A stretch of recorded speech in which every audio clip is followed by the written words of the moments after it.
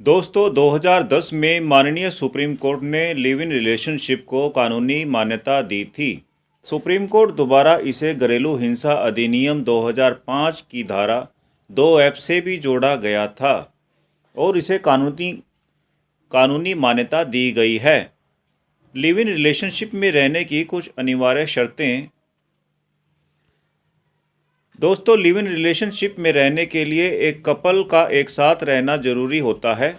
उन्हें पति पत्नी की तरह एक साथ रहना होता है।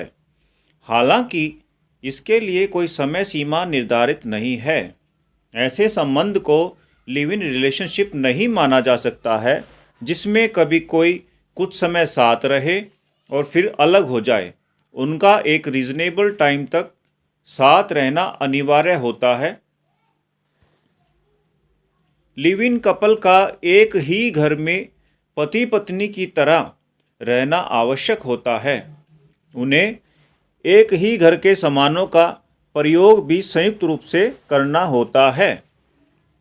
समाज को इस बात की जानकारी होनी चाहिए कि कपल लिव इन रिलेशनशिप में रह रहे हैं। लिव इन रिलेशनशिप में रहने वाला कपल अगर वयस्क नहीं है तो संबंध वैध नहीं माना जा सकता है। लिव इन रिलेशनशिप की सबसे महत्वपूर्ण शर्त यह है कि दोनों व्यक्ति पहले से शादीशुदा ना हो। यदि कोई पहली शादी में पति या पत्नी के रहते हुए किसी और के साथ लिव इन रिलेशनशिप बनाता है तो वह अवैध माना जाएगा। लिव इन रिलेशनशिप से पैदा हुए बच्चों के कानूनी अधिकार क्या हैं? बाला सुब्रमण्यम वर्सेस सूरतयान केस में लिव इन रिलेशनशिप से पैदा हुए बच्चों को पहली बार वैधता का दर्जा मिला है। सुप्रीम कोर्ट ने कहा है कि अगर कोई पुरुष और महिला काफ़ी सालों तक एक साथ रहते हैं तो एविडेंस एक्ट की धारा 114 के तहत इसे शादी माना जाएगा। तुलसा एंड अदर्स वर्सेस दुर्गटिया। जी हाँ दोस्तों, तुलसा एंड अदर्स वर्सेस दुर्गटिया केस में सुप्रीम कोर्ट ने लिव इन रिलेशनशिप में पैदा हुए एक बच्चे को संपत्ति का अधिकार दिया था। फैसला सुनाते हुए कोर्ट ने यह कहा था कि ऐसे बच्चों को नाजायज नहीं माना जाएगा जब उसके माता पिता काफ़ी समय से साथ रह रहे हों। इसलिए उनसे पैदा हुए बच्चों को भी वैध माना जाएगा और अपने पिता की पैतृक संपत्ति में हिस्सा प्राप्त करने का अधिकार मिलेगा।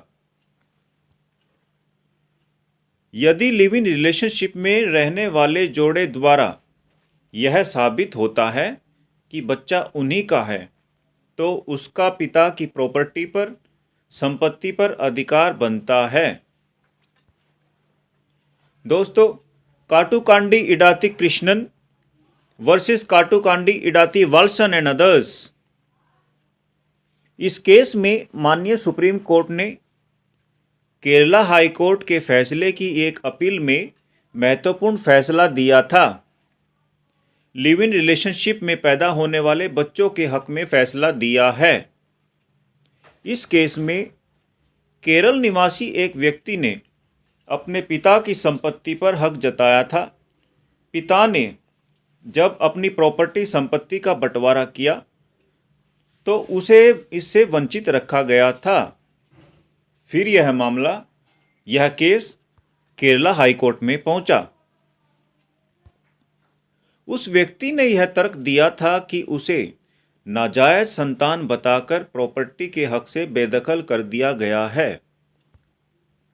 लेकिन केरला हाई कोर्ट ने उसके खिलाफ फैसला सुनाते हुए कहा कि वो जिस आदमी की प्रॉपर्टी पर, संपत्ति पर अपना अधिकार जता रहा है उसकी शादी नहीं हुई थी, इसलिए इस आधार पर उसका प्रॉपर्टी पर कोई हक नहीं बनता है।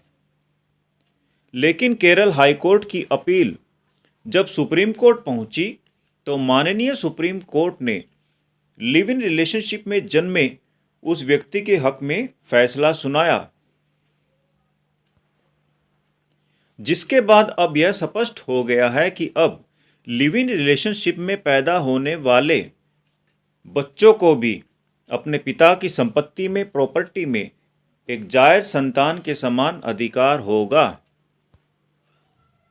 दोस्तों, सुप्रीम कोर्ट ने कहा कि ऐसे रिश्तों को तब तक शादी ही माना जाएगा जब तक यह साबित नहीं कर दिया जाएगा कि महिला और पुरुष के बीच ऐसा कोई रिश्ता नहीं है। ऐसे महिला और पुरुष को विवाहित ही माना जाएगा। ऐसे रिश्तों को शादी नहीं साबित करने की जिम्मेदारी उसी व्यक्ति की होगी जो इस मामले में केस दायर करेगा, वाद दायर करेगा या आपत्ति दर्ज करवाएगा।